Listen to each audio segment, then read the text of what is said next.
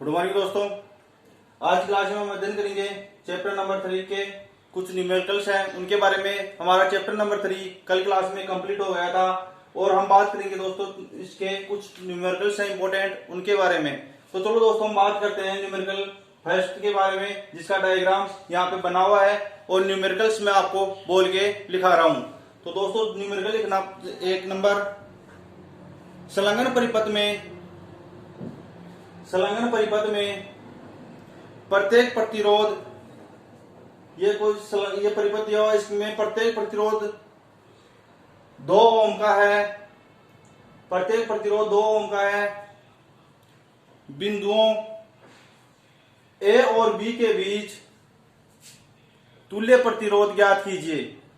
बिंदु ए और बी के बीच क्या पूछा है दोस्तों, इसमें तुल्य प्रतिरोध पूछा हमारे को। प्रत्येक ये बता रहा है प्रश्न में कि प्रत्येक प्रतिरोध कितने ओम का है दोस्तों, 2 ओम का है।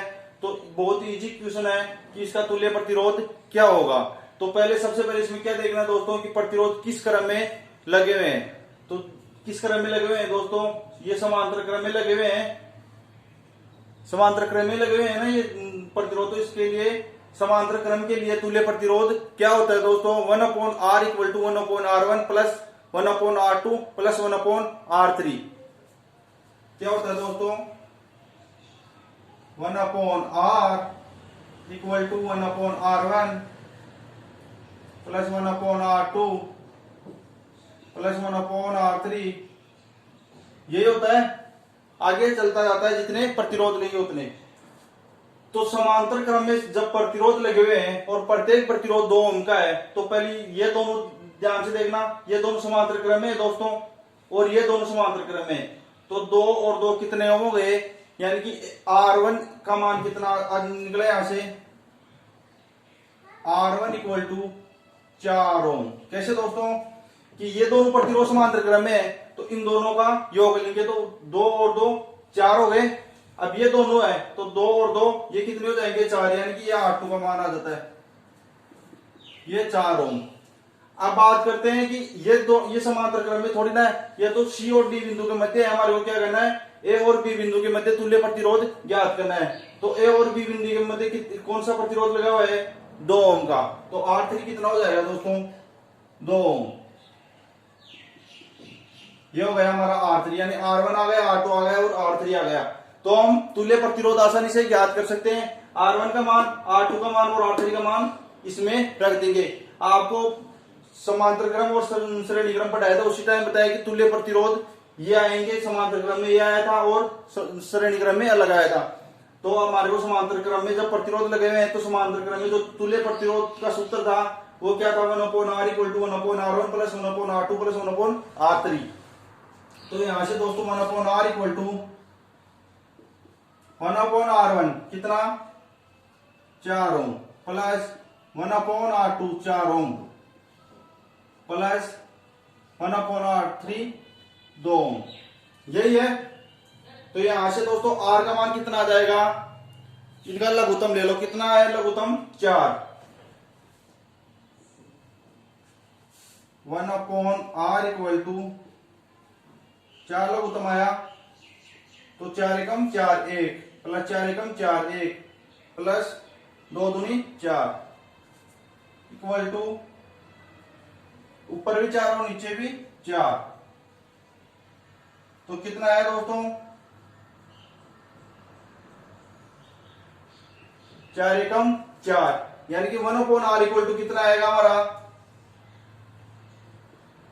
1/r इक्वल टू 1 ओम, यानी कि R इक्वल टू 1 ओम। यह आ गया दोस्तों हमारा तुल्य प्रतिरोध, और यही हमारे को इसमें पूछा था। अब 1 नंबर हो गया, आप 2 नंबर न्यूमेरिकल लिखो दोस्तों। 2 नंबर लिखो, किसी कार की संचायक बैटरी का विद्युत वाहक बल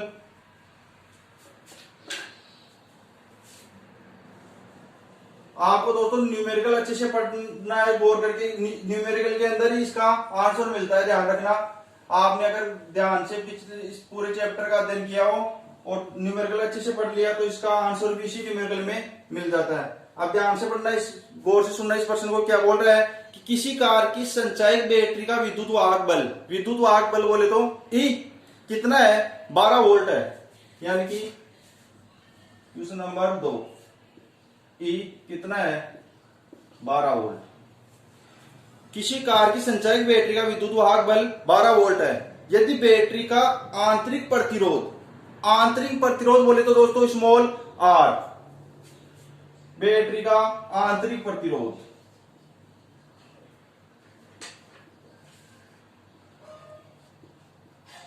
स्मॉल आर, ये क्या है, विद्युत वाहक बल इक्वल टू आंतरिक प्रतिरोध कितना है दोस्तों, 0.4 ओम, 0.4 ओम। अब आगे सुनो दोस्तों क्या बोल रहा है ये, बैटरी से ली जाने वाली अधिकतम धारा का मान ज्ञात कीजिए। क्या पूछ लिया कि बैटरी से ली जाने वाली अधिकतम धारा का मान क्या होगा, यानी आई पूछ लिया हमारे को, धारा का मान क्या होगा। हमारे को किस चीज का मान दे दिया दोस्तों, विद्युत वाहक बल ई, आंतरिक प्रतिरोध स्मॉल आर, और क्या दे दिया दोस्तों, आई का मान पूछ लिया हमारे को। तो दोस्तों आई का मान अधिकतम पूछा है, यानी कि आई मैक्सिमम, यानी आई का मान क्या होगा। तो दोस्तों आर का मान, बाह्य प्रतिरोध क्या है, आर है, तो आर का मान कितना है, बाह्य प्रतिरोध का मान 0, क्योंकि इसका मान कोई दे नहीं रखा है, तो उसका मान कितना होगा, 0। अब दोस्तों हमने पढ़ा था कि टर्मिनल विभवांतर और विद्युत वाहक बल और आंतरिक प्रतिरोध में संबंध से पढ़ा था कि आई इक्वल टू क्या होता है, ई बटे वे R plus small r, I equal to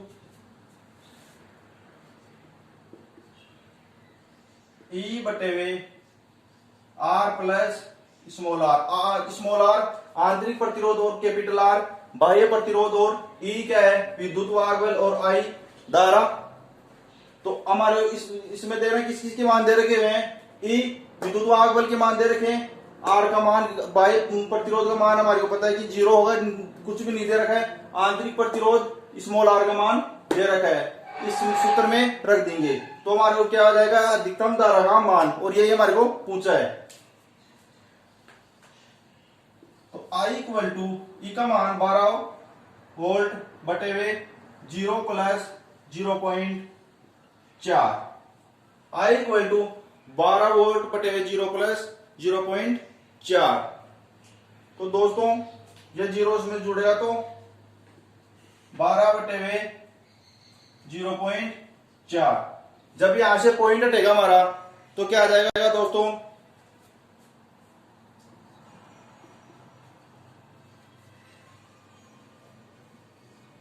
30 ampere. जब ये पॉइंट हटेगा, इसको काटेंगे तो कितना आ जाएगा दोस्तों, धारा का मान 30 एम्पियर। एम्पियर क्या है, धारा का मात्रक। तो ये आ गया दोस्तों हमारा अधिकतम धारा का मान, आई मैक्सिमम, और ये हमारे को पूछा था। क्या पूछा था, एक बार फिर से सुन लो प्रश्न को। किसी कार की संचायक बैटरी का विद्युत वाहक बल 12 वोल्ट है, यानी विद्युत वाहक बल बोले तो ई 12 वोल्ट है यदि बैटरी का आंतरिक प्रतिरोध स्मॉल आर 0.4 वोल्ट है, तो सेल से ली जाने वाले अधिकतम धारा यानी आई मैक्सिमम का मान क्या होगा। तो क्या है दोस्तों, 30 एम्पियर। चलो दोस्तों अगले नंबर के बारे में अध्ययन करते हैं। क्वेश्चन नंबर 3,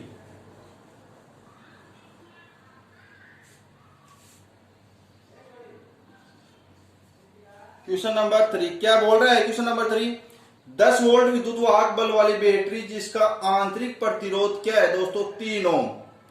10 वोल्ट विद्युत वाहक बल वाली बैटरी यानी विद्युत वाहक बल ई कितना है, 10 वोल्ट, जिसका आंतरिक प्रतिरोध कितना बता रहा है दोस्तों, 3 ओम। जिसका आंतरिक प्रतिरोध क्या है, 3 ओम, किसी प्रतिरोध से संयोजित है यदि परिपथ में धारा का मान यानी स्मॉल आई इक्वल टू कितना है, 0.5 एम्पियर। धारा का मान 0.5 एम्पियर है। क्वेश्चन में बता रहा है हमारे को सारे मान कि विद्युत वाहक बल ई के मान दे रखा है, आंतरिक प्रतिरोध के मान क्वेश्चन में दे रखा है, आई के मान प्रतिरोध इसमें क्वेश्चन में दे रखा है। अब अगला आगे पढ़ना, तो प्रतिरोधकता का प्रतिरोध क्या है जब परिपथ बंद है। ध्यान से पढ़ना दोस्तों, जब परिपथ बंद है यानी कि उसमें धारा का प्रवाह हो रहा है, परिपथ बंद है तो उसमें धारा का प्रवाह हो रहा है। जब परिपथ बंद है तो शेल की टर्मिनल वोल्टता क्या होगी। टर्मिनल वोल्टता बोले तो दोस्तों V, किस शेल की टर्मिनल वोल्टता क्या होगी, यही हमारे को पूछा है कि उसकी टर्मिनल वोल्टता V क्या होगी। तो दोस्तों उसी एक बार फिर से बताऊंगा कि विद्युत वाहक बल टर्मिनल वोल्टता वाले में संबंध से हमारे क्या आया था दोस्तों, V बराबर E माइनस आई आर। क्या आया था, V बराबर E minus I R, V बराबर E minus I R. V हमारे को पूछा है, E का मान दे रखा है और I का मान दे रखा है, आंतरिक प्रतिरोध स्मॉल r का मान दे रखा है। V बराबर 10 माइनस, इसको गुणा कर दो दोस्तों 10 इंटू 0.5 यानी कि 1.5। इसको इसमें से घटाएंगे तो दोस्तों क्या आ जाएगा हमारा, V का मान 8.5 वोल्ट।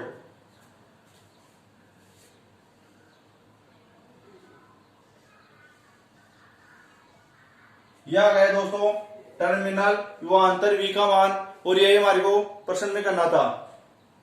तो आपको क्वेश्चन नंबर 3 में कुछ नहीं करना है दोस्तों, आपको बोल रहा है क्वेश्चन की 10 वोल्ट विद्युत वाहक वाली बैटरी जिसका आंतरिक प्रतिरोध 3 ओम है, यानी कि विद्युत वाहक बल कितना दे रखा है 10 वोल्ट, आंतरिक प्रतिरोध दे रखा है 3 ओम, और किसी परिपथ से संयोजित है, परिपथ में बहने वाली धारा का मान कितना दे रखा है 0.5 एम्पियर। तो क्या पूछ लिया दोस्तों कि टर्मिनल वोल्टता क्या होगी, V क्या होगी, तो आपकी क्या आएगी V 8.5 वोल्ट। अब अगला क्वेश्चन देखना दोस्तों,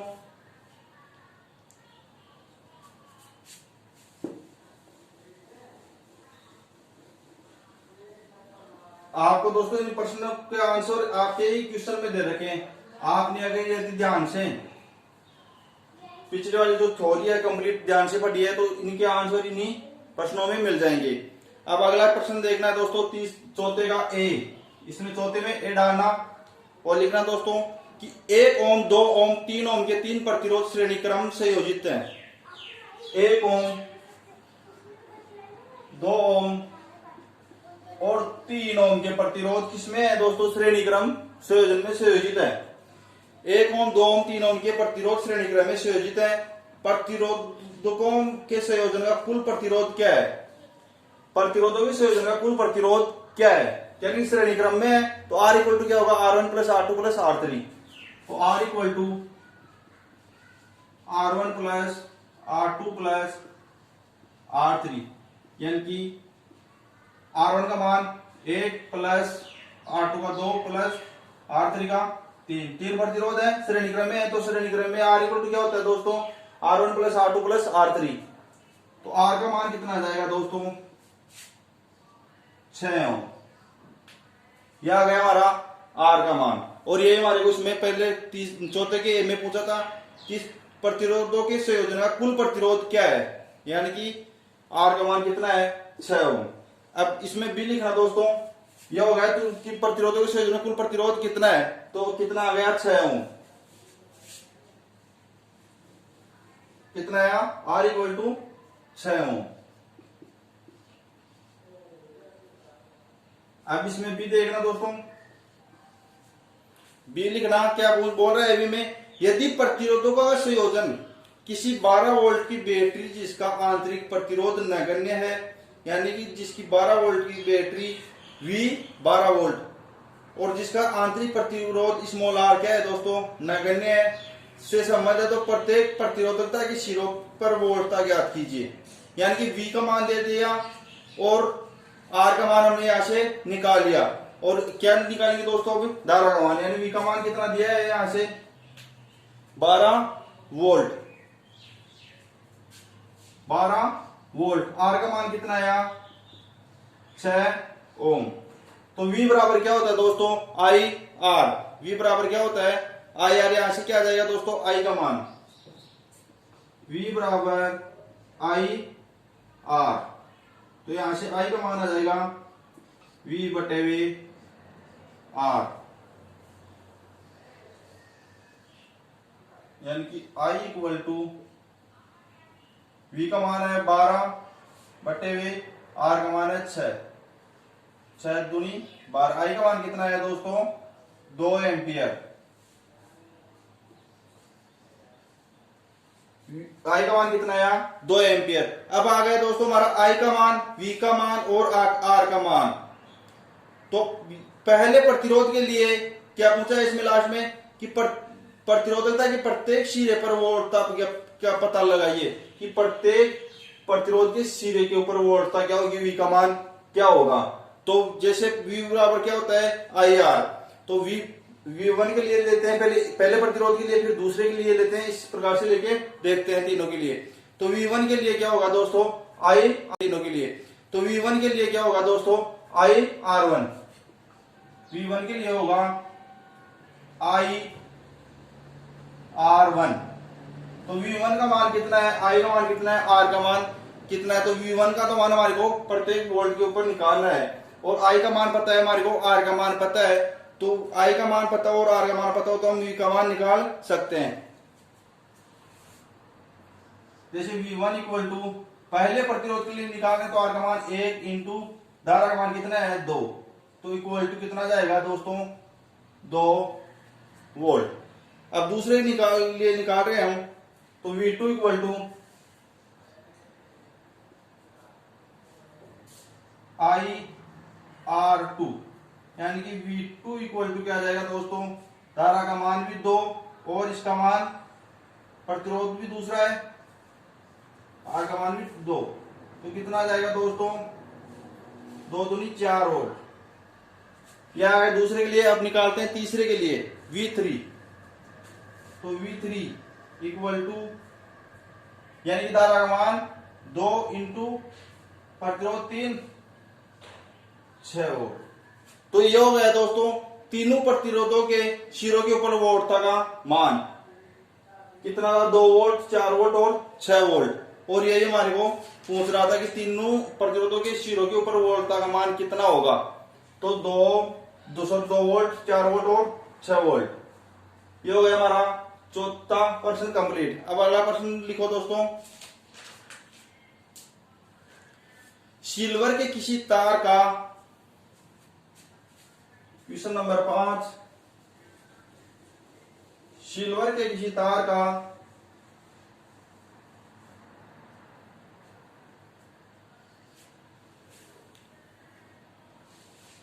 (27.5 डिग्री सेंटीग्रेड पर प्रतिरोध 2.1 ओम है and temperature T1 equal to 27.5 degree centigrade. ये बोल रहे 27.5 डिग्री सेंटीग्रेड पर प्रतिरोध 2.1 ओम है, यानी कि प्रतिरोध कितना होगा R1 इक्वल टू 2.1 ओम है। और 100 डिग्री सेंटीग्रेड पर प्रतिरोध क्या होगा दोस्तों T2, 100 डिग्री सेंटीग्रेड पर प्रतिरोध R2 कितना होगा, कितना बता रहा है दोस्तों 2.7 ओम।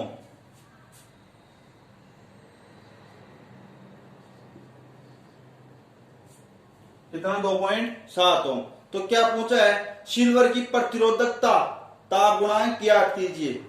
प्रतिरोधकता ताप गुणांक को किससे दर्शा रहे थे दोस्तों अल्फा से, तो प्रतिरोधकता ताप गुणांक अल्फा ज्ञात कीजिए। क्या पूछा है प्रतिरोध ताप गुणांक अल्फा ज्ञात कीजिए। तो ये हमारे क्या क्या दे दिया T1 का R1 का T2 का और R2 का। तो दोस्तों प्रतिरोध ताप गुणांक अल्फा इक्वल टू क्या था दोस्तों R2, जब प्रतिरोधकता या विशिष्ट प्रतिरोधकता आपने पढ़ी थी तो प्रतिरोध ताप गुणांक क्या आया था हमारा alpha equal to R2 minus R1 बटे में इस प्रकार का हमने कुछ सूत्र पढ़ा था प्रतिरोध ताप गुणांक में। अल्फा इक्वल टू याद आ रहा हो तो आपको कि alpha equal to R2 minus R1 बटे हुए R1 T2 minus R2 T1, R1 T2 minus R2 T1। प्रतिरोध ताप गुणांक अल्फा इक्वल टू आया था हमारा R2 माइनस R1 बटे हुए R1 T2 minus R2 T1। इसमें हमारे को R1 के मान दे रखे हैं, R2 के मान, T1 के, T2 के, ये मान रखने, तो ये मान इसमें रख देते हैं। अल्फा इक्वल टू R2 यानी कि 2.7 माइनस R1 2.1 बटे R1 2.1 into T2 100 minus R2 2.7 into T1 27.5।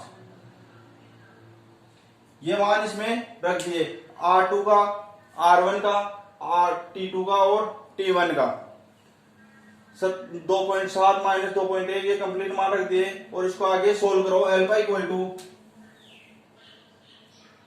जब दोस्तों 2.7 में से 2.1 जाता है तो कितना बचता है दोस्तों 0.6, और इसको गुणा करेंगे किसको 2.1 को किससे गुणा करेंगे दोस्तों 100 से, तो कितना आ जाएगा 210, और इसको 2.7 को 27.5 से गुणा करेंगे हम तो कितना आ जाएगा हमारा 64.25। तो ये कितना है हमारा 0.6, कितना कि 2.7 में से 2.1 गया हमारा तो 0.6, और इसको गुणा करने पर कितना आएगा 210 पॉइंट या आने को तो, लेकिन यदि पॉइंट से आगे कोई भी बिंदु हो तो उसका कोई महत्व है नहीं होता है। माइनस जब हम 27 को इस 2.7 को एक बार पॉइंट ऑफ भूल जाओ, यानी कि 27 को 275 से गुणा करेंगे, गुणा करने के बाद में हम जितने अंक यानी कि एक अंक और 2 अंक, यानी कि 2 अंक छोड़ के पॉइंट लगा देंगे। किसको 275 को 27 से गुणा करके 2 अंक छोड़ के पॉइंट लगा देंगे, तो 27 को 275 से गुणा करने पर कितना आ रहा है 6425, 6425 यानी कि 2 अंक छोड़ के पॉइंट लगा दिया। अब 210 में से क्या निकालते हैं 64.25। अल्फा इक्वल टू 0.6 बटे, जब 210 माइनस 64.25 निकालेंगे तो क्या आ जाएगा दोस्तों 145.75, 145.75। तो अल्फा इक्वल टू आ जाएगा दोस्तों हमारा, यानी प्रतिरोध ताप गुणांक आ जाएगा हमारा 4.1 इंटू 10 की घात माइनस 30, 4.1 गुणा 10 की पावर माइनस 30।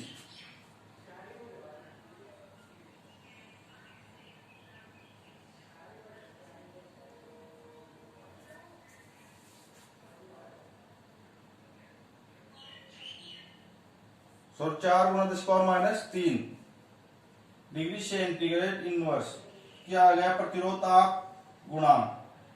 तो ये हो गया दोस्तों हमारा प्रश्न नंबर 5। अब बात करते हैं प्रश्न नंबर 6 के बारे में। 15 मीटर लंबे एवं 6.0 इंटू 10 की पावर माइनस 7 मीटर अनुप्रस्थ काट वाले तार के उपेक्षणीय धारा प्रवाहित की गई और इसका प्रतिरोध 5.0 ओम मापा गया। प्रायोगिक ताप पर तार के पदार्थ की प्रतिरोधकता क्या होगी। क्वेश्चन नंबर 6 लिखो दोस्तों, बहुत ही जी प्रश्न है। प्रश्न नंबर 6,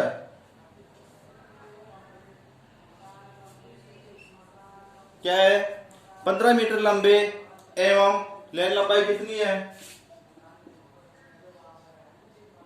15 मीटर, और क्या बोल रहा है कि 6.0 इंटू 10 की पावर माइनस 7 मीटर अनुप्रस्थ काट यानी ए। अनुप्रस्थ बोले तो ए 6.0 इंटू 10⁻⁻7 मीटर स्क्वायर का काट वाले तार में उपेक्षणीय धारा प्रवाहित की गई, इसका प्रतिरोध यानी कि आर 5.0 ओम है। प्रतिरोध 5.0 ओम मापा गया। प्रायोगिक ताप पर तार के पदार्थ की प्रतिरोधकता क्या होगी, यानी कि प्रतिरोधकता किसे दर्शा रहे थे दोस्तों हम, रो से, यानी प्रतिरोधकता या विशिष्ट प्रतिरोधकता, तो विशिष्ट प्रतिरोध या प्रतिरोधकता यानी कि रो क्या होगा। तो दोस्तों प्रतिरोधकता में रो इक्वल टू हमने पढ़ा था R A upon L, rho equal to R A upon L.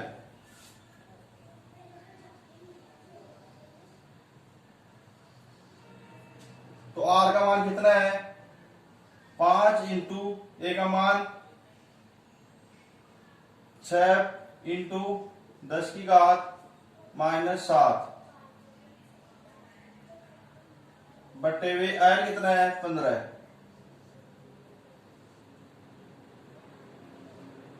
तो रो इक्वल टू कितना आ जाएगा दोस्तों, 6 को 5 से गुणा करें 30 इंटू 10⁻⁻7 बटे हुए 15 है।